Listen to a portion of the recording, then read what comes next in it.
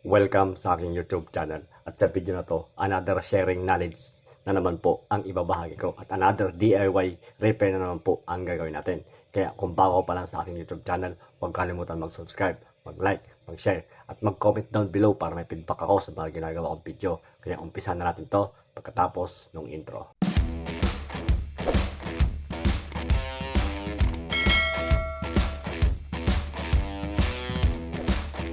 Paano mo malalaman ang positive at negative sa ganitong klase ng uri ng AC-DC adapter?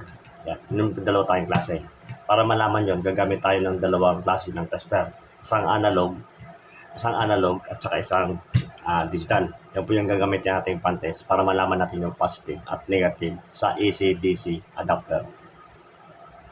Pero bago natin i-test itong AC-DC adapter, bali ito yung pinaka rating siya. Meron po siyang input na 100 to 240 volts, 50 to 60 Hz, 0.5 amperes. Tapos may output po siya na 12 volts, tapos meron siyang 2.0 ampere. Tapos itong isa naman is ganoon din. May input siya na 100 to 240 volts, 50 to 60 Hz, 0.5 ampere. May output po siyang 12 volts, pero ang kanyang ampere is 1 ampere.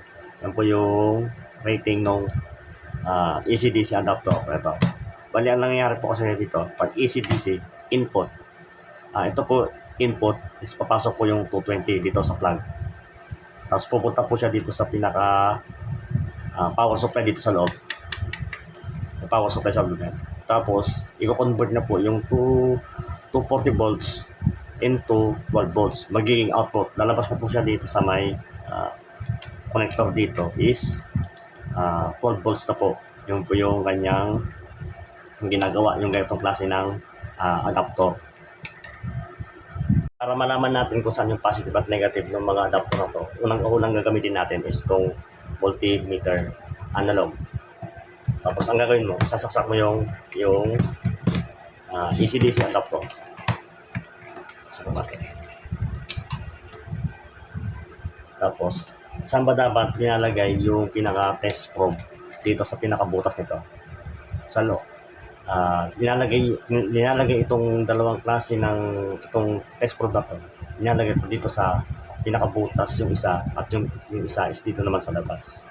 Sa test probe, ang positive is ang pula at ang negative is ang itim. Ibig sabihin, nilagay mo yung isang test probe dito.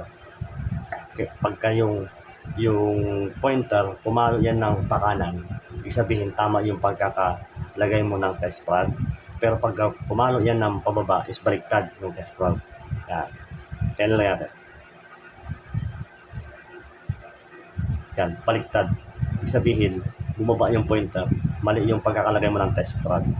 Ilalagay natin dito sa gitna, yung pula. Tapos itong itim is dito sa labas. Yan.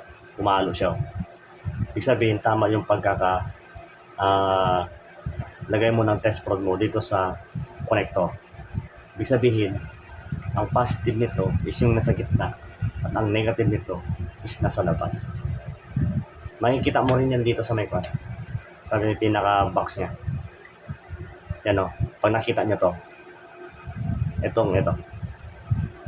Ibig sabihin, ang positive is yung nasa loob at ang negative is yung nasa labas.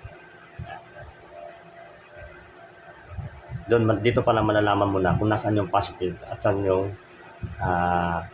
negative. Paano naman pag yung putol, yan, yung walang ganito, wala siyang ganito, paano mo malalaman dito kung nasaan yung positive at negative? Ganoon pa rin naman, sasaksak po pa rin.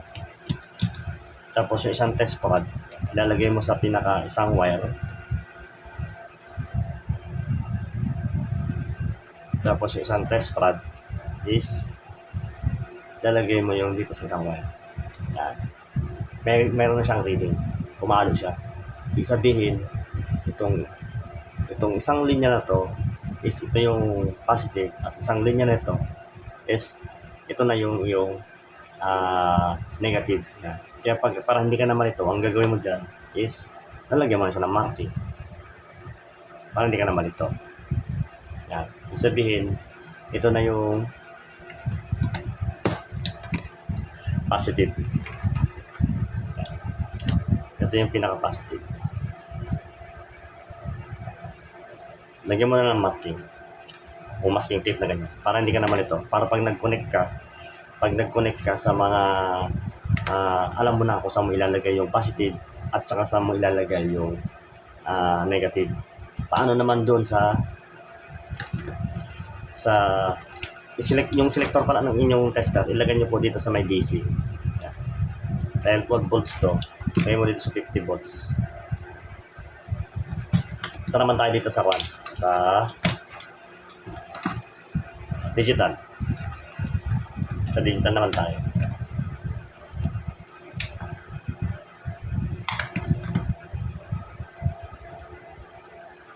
Pwede lang natin yung kanyang test probe.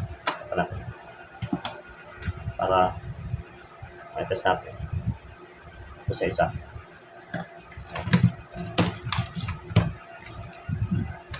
Tapos isasaksak natin tong adapter. Tapos yung isang select mo dito sa DC. Yan, 20 volts. Tapos isang test rod. Yan, ginawa.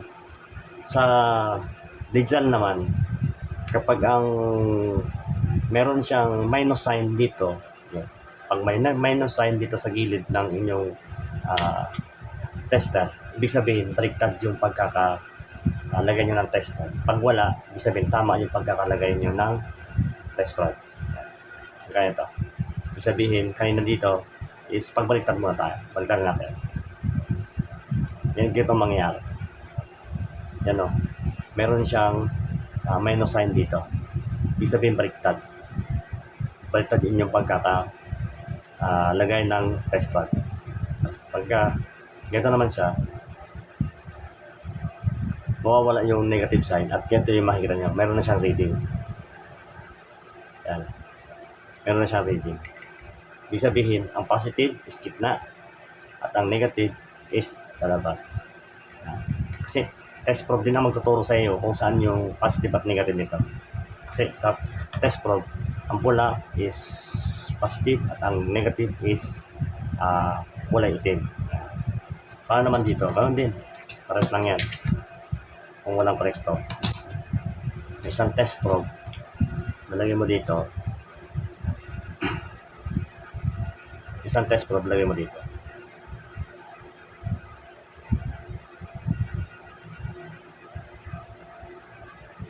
Yan. Sa kabila. Ibig sabihin, tama yung connections. Ito yung positive, ito yung negative. Sa kabila naman. Nagkakaroon siya ng negative sign. Gawin lang kung paano i-test yung kung paano malaman kung asan yung positive at negative sa ganitong klase ng uri ng AC-DC adapter gamit ang analog multimeter at saka digital multimeter. Kaya hanggang dito na lang aking video at sana nagustuhan nyo. Kung nagustuhan mo, huwag mo kalimutan mag-subscribe sa aking channel. At pag-pinot mo na rin yung notification bell button para ma-update ka sa lalabas ko pa ang bagong video. Kaya hanggang sa muli, this is Craig Narco Officials. See you sa next video.